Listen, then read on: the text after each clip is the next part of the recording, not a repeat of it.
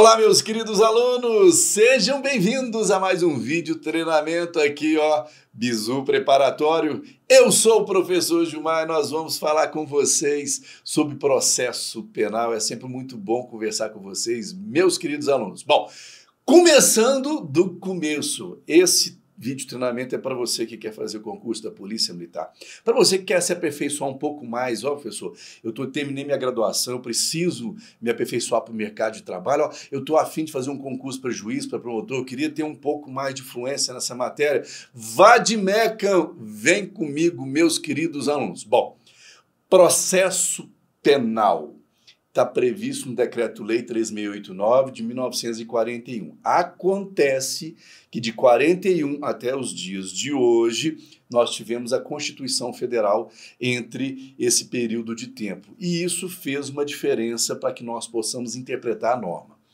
Como que nós, professores, fazemos? Uma interpretação conforme a Constituição. Então, muitas normas que estavam previstas em 41, hoje não foram recepcionadas. E a legislação mudou muito, por isso que os senhores vão ver nos nossos slides, que eu deixei assim, ó, texto com redação anulada pela lei tal de 2019, 2015, 2020, para que você saiba que ao longo do tempo, a nossa matéria sofreu uma atualização jurídica extremamente importante, tá bem? Só para vocês entenderem essa contextualização. E hoje, não existe mais decreto-lei. Hoje, o Código de Processo Penal Comum, ele foi recepcionado com status de lei ordinária. Então, as leis ordinárias, elas modificam o texto do Código de Processo Penal. Só para vocês entenderem isso aí. Bom, vá de Meca, vem comigo.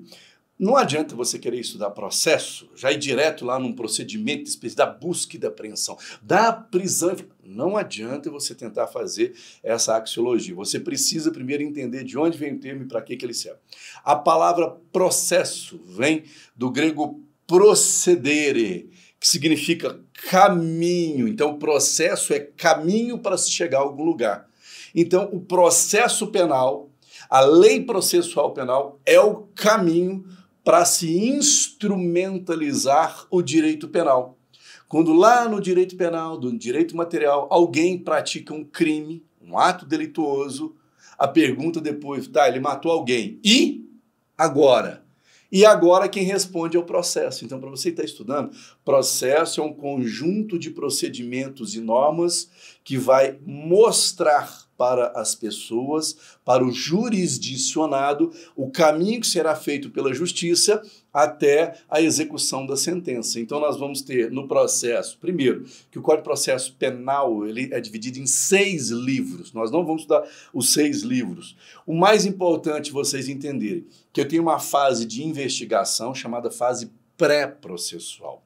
Depois que aconteceu a investigação, vai para a fase judicial, que é a fase processual, com o juiz, com o promotor, com as partes, com o interrogatório. Depois, lá na fase processual, tem a sentença, né, do latim sententia, sentimento. É o momento em que o juiz ele vai decidir aquela causa. Depois, eu começo uma nova fase do processo, um novo procedimento, que é a execução da sentença.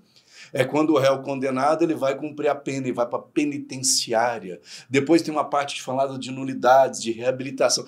Esses passos, esses detalhamentos é que nós chamamos de processo, devido processo legal. É o devido processo que está na Constituição, tá bem?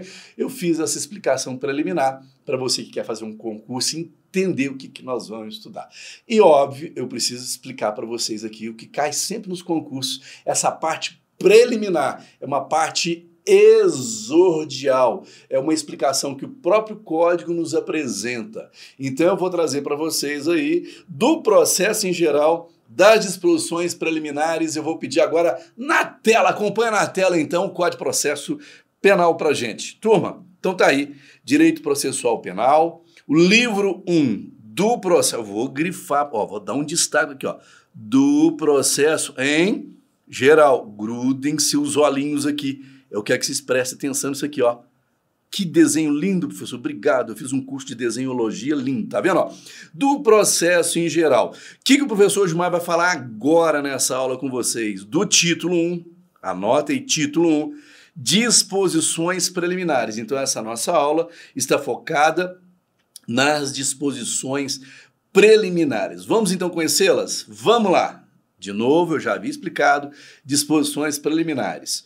O artigo 1º, meus queridos, ele fala como que o processo penal no Brasil ele é regido, ele é instrumentalizado. Então, grudem seus olhinhos, vamos lá para o artigo 1º na tela. Lá, ó. O processo penal rege-se-á professor... volta para mim essa tela, deixa eu explicar isso aqui. Volta para mim essa tela. Professor, que mesóclise que é? Pelo amor de Deus, o que o legislador reger-se-á? Gente, o código é de 1941.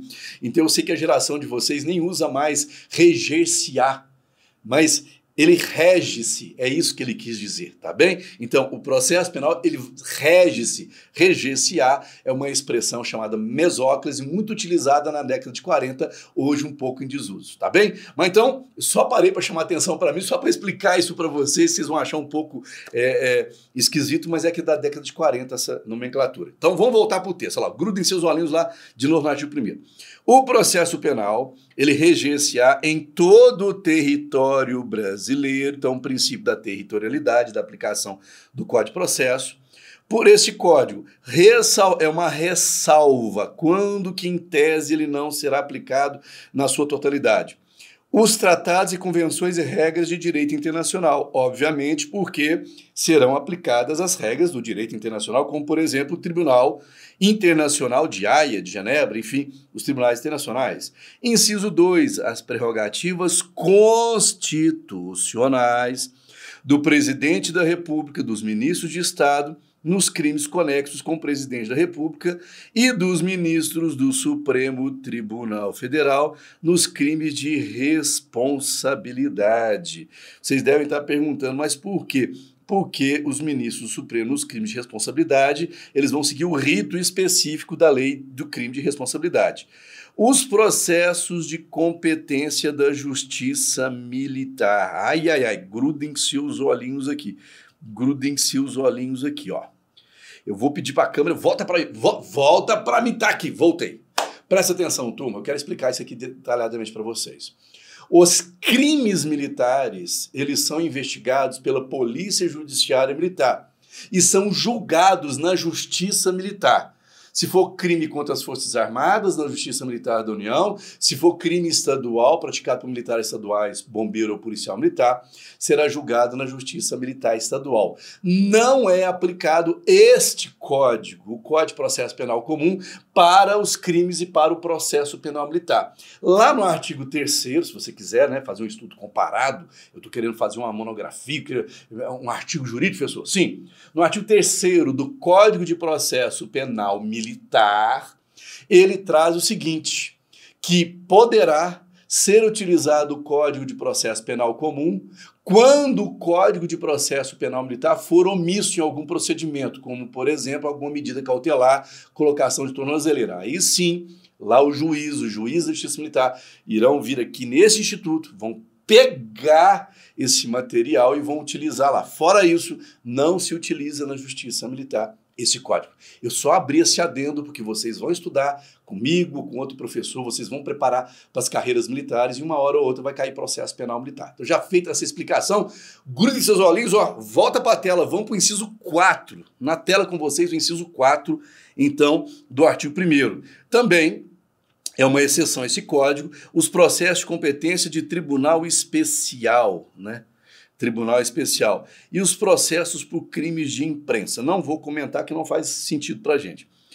Parágrafo único. Aplicar-se-á, entretanto, este código aos processos previstos no inciso 4 e 5, Tribunal Especial Imprensa, quando as leis especiais que os regulem não dispuser de modo diverso. É uma mera informação, não faz diferença para o concurso de vocês. Tá bem?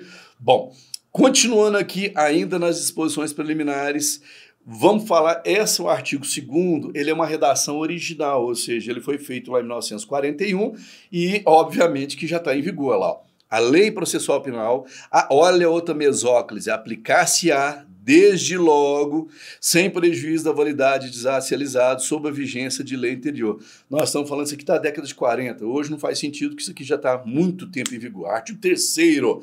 E aqui no artigo 3º, eu vou chamar de novo a tela para mim. Volta para mim. Volta, doutor Vinícius. Dá um zoom aqui, professor Gilmar. Doutor Vinícius, que trabalha com a gente, que pilota com a gente. Parece uma espaçonave esses estudantes. Tem que ver que bacana. É o seguinte. O artigo 3º, como eu falei, ao longo do tempo, ele sofreu uma mutação, ele sofreu inovações. Nós vamos falar do juiz das garantias para vocês. Professor, isso cai em prova? Não, isso desaba. Cai, desaba na prova de vocês. O juiz das garantias.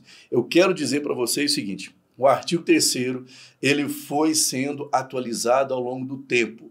Então, aqui no artigo 3º, muitas inovações foram introduzidas. Então, eu vou pedir que você tenha muito foco a partir dele. Então, na tela com vocês, o artigo 3º. Grudem seus olhinhos. Aqui, ó. Olha aqui que o professor Gilmar vai desenhar. Olha que técnica maravilhosa. Olha que desenho lindo, ó. Expert. A lei processual penal admitirá, grifem aí para mim, destaquem para mim, meus queridos alunos, interpretação extensiva. Doutor Vinícius, dá um zoom em mim, por favor. Volta a tela para mim. Senhores, o que é uma interpretação? E você que está começando a estudar agora, você que está fazendo uma pós-graduação, começou a fazer um mestrado, você está começando a estudar. Isso aqui chama-se hermenêutica, né? Do grego Deus Hermes, era o Deus que levava as cartas e interpretava as cartas. Isso é hermenêutica, a arte de interpretar uma norma jurídica. Senhores, o que significa interpretação extensiva? Olha, eu, intérprete, gestor do direito, eu bati o olho na norma e falei assim, o legislador, ele poderia ter sido mais feliz, ele falou menos do que ele queria falar. Aí eu, intérprete, vou estender aquela interpretação. Isso chama-se interpretação extensiva, é isso que vocês estão vendo aí, tá bem? Então, na tela de novo para vocês, doutor Vinícius, por favor, olha lá, ó. A lei processual penal admitirá a interpretação extensiva, ou seja, eu vou aumentar o conceito daquele termo. E aplicação analógica. O que é uma aplicação analógica? Eu vou buscar em outro instituto jurídico algo parecido para colocar aqui no processo penal comum, bem como suplemento dos princípios gerais do direito. Volta para mim, doutor Vinícius, por favor, onde, meus queridos alunos, vocês irão encontrar princípios gerais de direito. Princípios, obviamente, são o supedâneo, a base do Estado Democrático Brasileiro. Onde que nós vamos encontrar? Lá em 10 de dezembro de 1948, quando foram proclamados os 30 artigos da Declaração Universal dos Direitos Humanos, todos aqueles artigos, todas aquelas explicações, o Brasil foi signatário, ali nós temos os princípios. E no Brasil nós entendemos esses princípios como cláusulas pétreas, escritas, positivadas, previstas na nossa Constituição da República Federativa do Brasil. E, obviamente, para você que está estudando direito constitucional, qual que é o local recheado de cláusula pétrea, tem os melhores princípios para a gente poder estudar? Artigo 5º, anota aí, artigo 5º da nossa Constituição, tá bem? Então, na tela de novo a lei, artigo 3º, vou recobrar o artigo 3º. A lei processual penal admitirá a interpretação extensiva e aplicação analógica, bem como o suplemento dos princípios gerais de direito. Aí nós tivemos a lei 13.964 e ao longo do nosso estudo eu fiz questão de trazer as modificações textuais para vocês. Esta lei, doutor Vinícius, dá um zoom nesse professor. O Vinícius deve estar assim, nossa, mas que professor narcisista. Não, é só para poder conversar melhor com vocês. Meus queridos alunos, isso que eu vou explicar para vocês agora aqui tem um nascedor a partir da Lava Jato no Brasil. A partir da Lava Jato. Depois nós tivemos uma discussão política sobre a legalidade da Lava Jato ou não legalidade. Isso aqui que eu estou chamando a atenção de vocês é uma das consequências do chamado pacote anticrime. É uma mudança radical na legislação brasileira para combater o crime. Ora ajudou bastante, ora prejudicou demais. Por quê? Ora ajudou bastante, porque ele trouxe muitas garantias constitucionais importantes que o antigo código não tinha, mas prejudicou porque, de uma certa forma, engessou muito, ficou muito pró-réu a questão. Mas, enfim, eu não vou entrar na questão política, eu deixo para que cada um de vocês tome as suas proposições, suas decisões. Mas fato que eu vou falar para vocês aqui faz parte de mudanças do pacote anticrime. E uma delas é o juiz das garantias, que eu preciso explicar antes de trabalhar com vocês aqui. Né? Vou até tomar uma água. Você aceita uma água? Você que está assistindo? Você aceita, Vinícius? Você aceita uma aguinha? Vinícius que acabou de vir de São Paulo, né? A água lá chove todo dia, né, Vinícius? Lá chove todo dia. Turma, presta atenção, é uma inovação trazida no sistema jurídico brasileiro que ainda não tem na justiça militar, tem só na justiça comum. O que é o juiz das garantias? Tendo por base o princípio da imparcialidade do órgão julgador, o órgão jurisdicional, que é o juiz, o que o legislador, o Congresso Nacional pensou? Vamos criar agora 2 tipos de juízes ao longo do... Lembra o processo, o proceder e caminho? Um que vai ficar exclusivamente para acompanhar a fase de investigação. É uma fase junto à Polícia Judiciária, que é o delegado de Polícia Federal, o delegado de Polícia Civil. É ele que vai acompanhar mandado de busca e apreensão, interceptação telefônica, revista pessoal, prisão preventiva, liberdade provisória. Um juiz só para acompanhar a fase anota aí, pré-processual. Esse juiz, ele, né, pela lei 13.964, ele foi chamado juiz das garantias o que? Constitucionais. Mas vem, na verdade, nasce essa lei, ela é de 2019, mas ela nasce lá com a resolução 213 do CNJ. Anota então aí, quando que nasce essa ideia de verdade? A partir do momento que foi introduzido no Brasil a resolução 213 do CNJ, que trouxe para o sistema jurídico brasileiro o que? A audiência de custódia. A audiência de custódia, que é para ver se a pessoa presa em virtude do flagrante ou em virtude de um mandado de prisão, se ela não teve seus direitos violados. A partir dali nasce essa ideia. Então, o juiz das garantias é um juiz exclusivo da fase pré-processual, antes do processo. Ele que vai despachar com o promotor e com o delegado essas questões. Terminada a fase pré-processual, o juiz das garantias, ele analisa aquelas questões, recebe a denúncia e encerra a competência dele ali. Ele, como participou da investigação, para manter a sua imparcialidade, ele vai remeter esses autos para um juiz competente para o processo. Então anota aí para mim. O juiz das garantias, ele só atua na fase pré-processual, na fase de inquérito. E encerra a sua competência quando ele recebe a denúncia. Aí depois ele tem que remeter esses autos para um outro juiz, que é o juiz do processo. Então, o juiz do processo, para manter-se imparcial, ele não tem acesso com a fase de investigação. Já o juiz da investigação, para manter-se imparcial, ele não acompanha a fase de processo. Aí vocês me perguntam, professor, isso é lindo em Belo Horizonte, onde o senhor está gravando agora, né, no Bizu, aqui perto da Augusto de Lima, perto do Fórum Lafayette, isso é lindo, Belo Horizonte é uma estrutura grande. E como que fica nas comarcas pequenas? Aí a própria lei fala que nas comarcas pequenas haverá um rodízio entre os juízes para fazer essa juiz das garantias. Então terá um juiz cooperador para fazer esse trabalho. Então ficou para a norma de organização judiciária do Tribunal do Estado regulamentar essa situação, tá bem? Então o que eu vou falar aqui, vai aparecer aqui, juiz das garantias, ele só tem competência até a denúncia. Então ele vai ficar só na fase pré-processual. Na fase do processo é um outro juiz, tá bem? Entendeu, Vinícius? Tá fácil, né? Fácil nada, isso é complexo demais. Mas vamos lá então, na tela para vocês o 3A. Professor Vinícius, vamos lá. 3A. O processo penal traz estrutura acusatória, significa que é com ampla defesa e contraditório.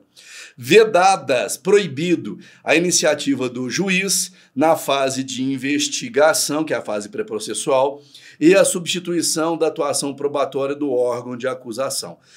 A substituição da atuação probatória do órgão de acusação está falando do Ministério Público, tá bem? Ele é o custos legis, ele que é obrigado a acompanhar a aplicação da lei e oferecer a denúncia. Isso vai ser objeto para outra aula, tá bem? A denúncia. Aqui, ó, olha aí, Vinícius, já apareceu, ó, o juiz das garantias, é esse aqui, ó, que só acompanha na fase pré-processual, é responsável pelo controle da legalidade da investigação criminal. Anote isso aí para mim, meu querido aluno, você que vai fazer prova, isso aqui vai desabar na sua prova, na OAB, na prova do CFO, na prova interna do DAP, da Polícia Militar, para concurso. Ele só atua na fase de investigação criminal. E pelas salvaguardas dos direitos individuais, é o artigo 5º, né, da Constituição, cuja franquia tenha sido reservada a autorização prévia do Poder Judiciário, competindo-lhe. Quem que é o lhe aqui? Juiz. Ó, a setinha, professor Gilmar, que bacana. Ó. Ao juiz das garantias. Ó. Especialmente receber a comunicação imediata da prisão. Ó, eu falei que tinha conexão com audiência de custódia. Nos termos do inciso 62 do caput do artigo 5º da Constituição. Que mais? Receber o APF, que é o auto de prisão em flagrante delito, para o controle de sua legalidade, né, legalidade da prisão, observado o artigo 310 deste Código, 310, eu já vou adiantar para vocês, é audiência de custódia. Zelar pela observância dos direitos do preso, podendo determinar que seja conduzida a sua presença a qualquer tempo, estou falando do juiz das garantias.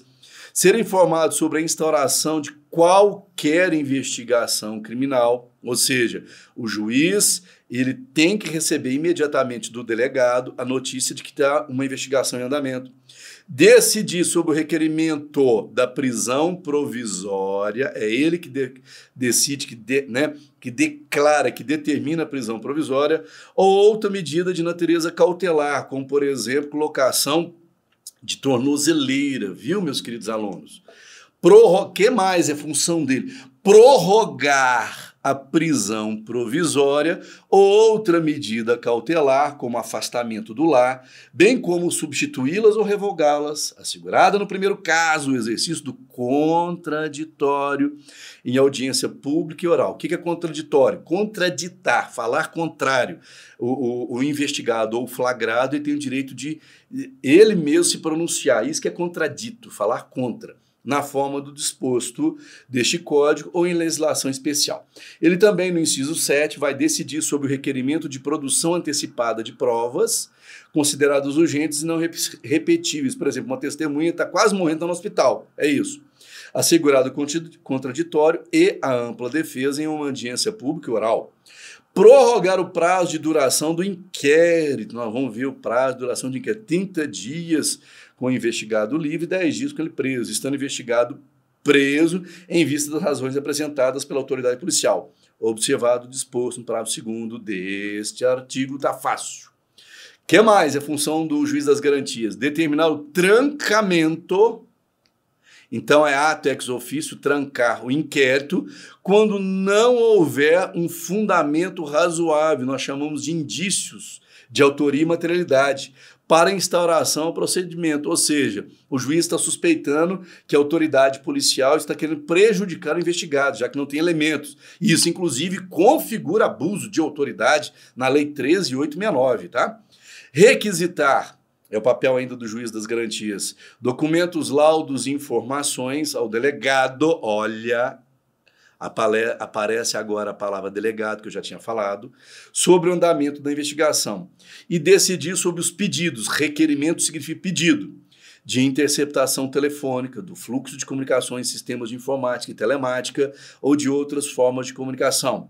Afastamento de sigilo fiscal, bancário e de dados telefônicos. É a interceptação como um todo, tá bem, gente? Busca e apreensão domiciliar, é ele que vai decidir. Acesso a informações de natureza sigilosas e outros meios de obtenção de prova que restringem direitos fundamentais, como, por exemplo, a papiloscopia e outras mais, tá bem? Exame de DNA. Olha, interessante. Volta para mim, doutor Vinícius, por favor. Eu vou falar agora para vocês desse caso aqui. Normalmente é tribunal que julga habeas corpus, não é? Mas em se tratando agora, olha a inovação do processo, importante para vocês. Tratando-se da fase pré-processual, que é o inquérito policial, do inquérito policial que eu estou falando agora, quem que fica responsável por receber habeas corpus do investigado? Quem que vai conhecer? É o juiz das garantias, não é mais o tribunal. Então, olha na tela, doutor Vinícius, olha o inciso 12, na tela pra gente, aqui, ó, papel do juiz das garantias, julgar o HC, ó, o HC, o habeas corpus, impetrado antes do oferecimento da denúncia. Antes do oferecimento da denúncia no inquérito. Determinar a instauração de incidente de insanidade mental do investigado. Decidir sobre o recebimento... Aqui, ó. Eu falei... Quem recebe a denúncia é o juiz das garantias. A nota é para prova, ó. Juiz... Eu vou colocar JC. Juiz... JG, né, professor? Juiz das garantias, decidir sobre o recebimento da denúncia ou da queixa nos termos do treino. Então, quem recebe ou não a denúncia é o juiz das garantias. Se ele receber, aí ele encaminha os autos para o outro juiz, e não ele. Ele não se torna prevento no processo. Assegurar prontamente, quando se fizer necessário, o direito outorgado ao investigado ou ao seu defensor de ter acesso a todos os elementos informativos e provas produzidos no âmbito da investigação criminal, salvo no que concerne estritamente as diligências em andamento. Professor, é muita coisa. Eu falei para você aqui, ó, sempre eu estou trazendo para você estudar em casa. Qual lei que mudou isso? Deferir pedido de admissão de assistência técnica para acompanhar a produção de perícia. Decidir sobre a homologação de acordo de... Acordo de não persecução penal. Eu não vou falar isso agora, porque lá na ação penal, no artigo 28A, eu vou explicar detalhado, mas muito detalhado a ação penal e o acordo de não persecução. Mas quem que deve, já que é a fase pré-processual de inquérito, é o juiz das garantias aqui, ó. Ele que vai decidir sobre a homologação de acordo de não persecução penal ou os de colaboração premiada quando formalizados durante a investigação e outras medidas, outras matérias inerentes à atribuição definida no caput deste artigo. Parágrafo 1º. O preso em flagrante ou por força de mandado de prisão provisória será encaminhado à presença do juiz das garantias no prazo de quê? 24 horas. Foi trazido, por onde isso aqui? Foi trazido para nós através da audiência de custódia. No momento que será realizada a audiência, essa audiência chama audiência de custódia, com a presença do Ministério Público, da Defensora Pública ou do advogado constituído, proibido o emprego de videoconferência na audiência de custódia. Se o investigado, diz o parágrafo 2º, estiver preso, o juiz das garantias poderá, mediante representação da autoridade policial e ouvido do MP, prorrogar por uma única vez a duração do inquérito por até 15 dias, após o que, se ainda assim a investigação não for concluída, a prisão deve ser imediatamente relaxada, sob pena do juiz responder por abuso de autoridade. 3C, artigo 3º, a linha C, né? Minto, a linha não. Artigo 3º, inovação C. A competência do juiz das garantias abrange todas as infrações penais, todos os crimes, exceto não as de menor potencial ofensivo, porque é um rito de diferença, e quando que termina o juiz das garantias, que é questão de prova, ó, e cessa a competência dele com o recebimento da denúncia ou da queixa na forma do 399, porque aí ele encaminha os autos por outro juiz. Recebida a denúncia ou a queixa, as questões pendentes serão decididas pelo juiz do processo, que eu vou chamar juiz da instrução e do julgamento. E as decisões proferidas pelo juiz das garantias, ela não vincula o juiz da instrução e julgamento, cada um independente, harmônico e vitalício, que após recebimento da denúncia ou queixa, deverá reexaminar a necessidade de medidas cautelares no prazo máximo de 10 dias. Bom, os autos que compõem as matérias de competência do juiz das garantias ficarão acautelados na secretaria desse juízo à disposição do Ministério Público da Defesa e não serão apensados aos autos do processo enviados ao juiz da instrução e julgamento, ressalvados os documentos relativos às provas irrepetíveis, medidas de obtenção de provas ou de antecipação de provas que deverão ser remetidos para pensamento em apartado. E fica assegurado às partes o amplo acesso aos autos acautelados na Secretaria do Juízo das Garantias. 3D. O juiz que na fase da investigação é o juiz das garantias, praticar qualquer ato incluído nas suas competências deste código, fica impedido de funcionar como juiz do processo, ou seja, ele não pode, uma vez trabalhado na fase de investigação, ele não pode acompanhar o processo e vice-versa. Nas comarcas, aqui ó, grudem seus olhinhos, isso aqui é questão de prova, eu falei isso aqui para vocês. Nas comarcas que funcionar apenas um juiz, os tribunais criarão um sistema de rodízio de magistrados a fim de atender às disposições deste capítulo. Então, é a lei orgânica de cada tribunal que vai vincular. O juiz das garantias será designado conforme as normas de organização judiciária da União, Estado e Distrito Federal, observados os critérios objetivos a serem periodicamente divulgados pelo tribunal. E o juiz das garantias deverá assegurar o cumprimento das regras para o tratamento dos presos, audiência de custódia, impedindo o acordo ou ajuste de qualquer autoridade com órgãos da imprensa para explorar a imagem pessoal da pessoa submetida à prisão, sob pena de responsabilidade civil e administrativa e penal. Parágrafo 1, por meio de regulamento, as autoridades deverão disciplinar em 180 dias o modo pelo qual as informações sobre a realização da prisão e a identidade do preso serão, de modo padronizado e respeitada a programação normativa aludida ao caput desse artigo, transmitidas à imprensa. Isso aqui é para garantir o direito de imagem, né? Asseguradas a efetividade da persecução penal e o direito à informação e à dignidade da pessoa submetida à sua prisão. Tá vendo, doutor Vinícius? Tá vendo que o professor Gilmar conseguiu aí, ó? Fechamos essas exposições. Corta para mim, Vinícius. Tá aí, meus queridos alunos.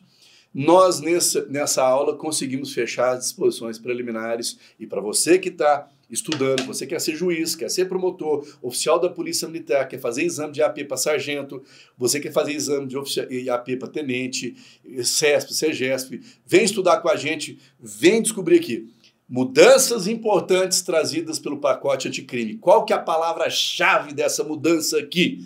Juiz das garantias. Ele só pode atuar onde? Na fase pré-processual de inquérito. Na fase de processo é outro juiz. Para garantir sempre a imparcialidade do órgão julgador e uma garantia constitucional. Tá bem? Eu estou curtindo muito. Eu sou o professor Gilmar. Ó, eu tô aqui no Bizu Preparatório, tá bem? Não esqueça, acompanhe com a gente as demais aulas. Forte abraço, até daqui a pouco. Tchau, tchau.